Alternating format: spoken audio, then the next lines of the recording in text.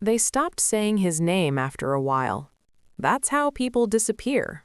Not all at once, but slowly, while they're still standing right there. Marcus Reed noticed it in the smallest ways first. Conversations paused when he entered a room, then resumed without him. Emails stopped including his address. People thanked maintenance instead of thanking him. Eventually, they didn't even look in his direction when something worked the way it was supposed to. Marcus was 48. He moved carefully, not because he was weak, but because he believed rushing caused mistakes. He spoke softly, not because he lacked confidence, but because no one had ever listened when he spoke loudly either. Those traits didn't photograph well. They didn't fit on spreadsheets. So people made assumptions. Slow, outdated, useless. He heard that last one once, by accident. Two younger staff members were leaning near the supply closet, laughing about how the hospital would be better once dead weight was gone. Marcus was on the other side of the cart, replacing a cracked hinge. "Like that old maintenance guy," one of them said. "What does he even do all day?" Marcus didn't move. He didn't interrupt. He finished tightening the screw, wiped his hands on a rag, and pushed the cart down the hall without making a sound. He had learned a long time ago that defending yourself rarely changed anyone's mind. Marcus lived alone in a narrow apartment above a closed laundromat. The machines downstairs had stopped working years ago, but the sign was still there, half lit, flickering at night like it couldn't quite let go of its purpose. He liked that about the place. His wife, Eleanor, had died 6 years earlier, cancer, the kind that didn't announce itself until it had already settled in.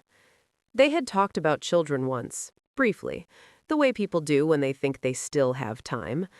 What he had now were routines instead. Feeding the stray gray cat behind the building, calling his sister every Sunday evening, ironing his shirts even though most days no one noticed what he wore. Marcus believed that things mattered even when they weren't seen. At the hospital, a new administrator arrived that winter. She wore tailored suits and spoke quickly, as if slowing down was a weakness. Her favorite words were efficiency and streamlining.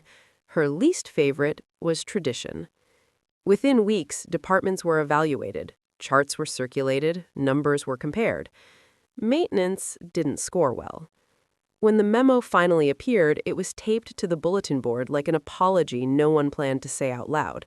Several positions were labeled redundant. Marcus's name was printed cleanly at the top. No meeting. No conversation. Just a date. His last day would be in 2 weeks. Marcus folded the paper carefully and placed it in his locker beside a photograph of Eleanor on their wedding day. She was mid-laugh in the picture, head tilted slightly, as if someone had just said something foolish and wonderful. "Well," he said quietly to the empty room, "I guess they decided." He didn't tell anyone he intended to work just as carefully until the very end. He didn't tell anyone he still arrived 30 minutes early every morning to walk the building, checking things that weren't technically his responsibility anymore. He didn't tell anyone about the aging oxygen valve in the pediatric wing that had been flagged and ignored 3 times because the replacement part wasn't urgent. He fixed it anyway. On the morning everything changed, Marcus noticed the pediatric elevator hesitating before it closed. Just a pause, a fraction of a second longer than normal, a sound that didn't belong. He reported it. The ticket sat in the system, unopened. By midday, the hospital buzzed with forced cheer. A fundraiser was underway. Balloons lined the lobby, donors smiled for photos. The administrator moved gracefully between them, her hand resting lightly on shoulders, her laugh practiced and pleasant. Marcus ate lunch alone, halfway through a sandwich he'd made that morning, when the sound reached him. Not screaming, urgent voices, running footsteps. He stood before anyone told him to. the pediatric elevator had stalled between floors. Inside were 3 people: a nurse, a young mother, and her son. The boy was small, with dark hair plastered to his forehead and sweat. His name was Eli. He had a heart condition and was scheduled for surgery that afternoon. The lights had gone out. The emergency alarm hadn't activated. Panic filled the hallway like smoke. People shouted instructions that contradicted each other. Someone said to wait for emergency services. Someone else blamed the system. The administrator demanded updates in a voice that cracked under pressure. Marcus didn't raise his voice. He knelt beside the panel, listening. "Don't touch that," someone yelled. He didn't look up. Marcus had worked on that elevator years ago, back when the hospital still trained its own people instead of outsourcing repairs to the lowest bidder. He recognized the fault by sound alone. He bypassed the main circuit and restored emergency lighting. Then he leaned close to the door and spoke. "It's going to be okay," he said, his voice steady. "I'm right here." The mother was crying now, trying to hide it from her son. The nurse spoke calmly, but her hands shook. Eli's breathing was shallow and fast. Marcus asked Eli his name. "Eli," the boy said, forcing the word out between breaths. Marcus told him about the gray cat behind the hospital, how she pretended not to like people but always waited in the same spot. He explained what the noises meant. He explained what he was doing step by step, turning fear into understanding. Every sound has a reason, and every reason has a fix. 27 minutes passed. 27 minutes before the elevator moved. 27 minutes before Eli was rushed towards surgery. No cameras captured it. No announcements were made. The fundraiser resumed. Balloons bobbed as if nothing had happened. That evening, the surgery ran into complications. Eli needed blood, urgently. A rare type. The blood bank didn't have enough. A call went out to staff.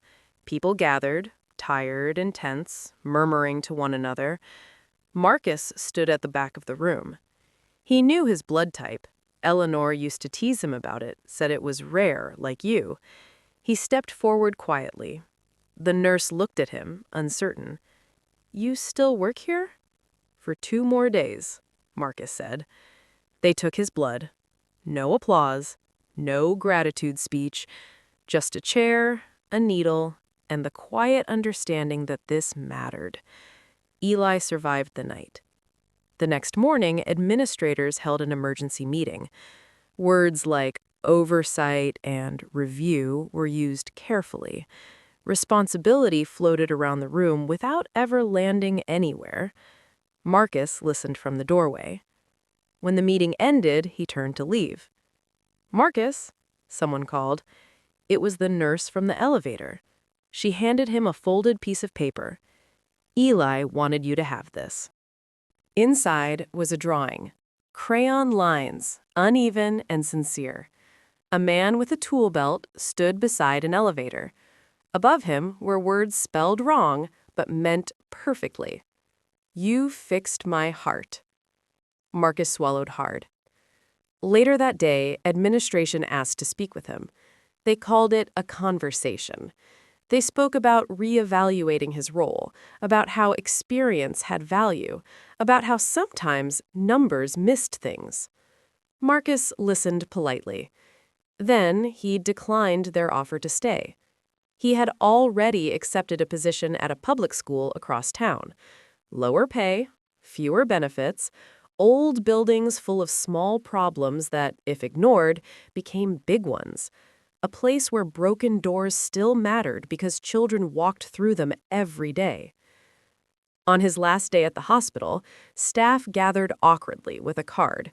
Some apologized, some avoided his eyes. The administrator shook his hand longer than necessary.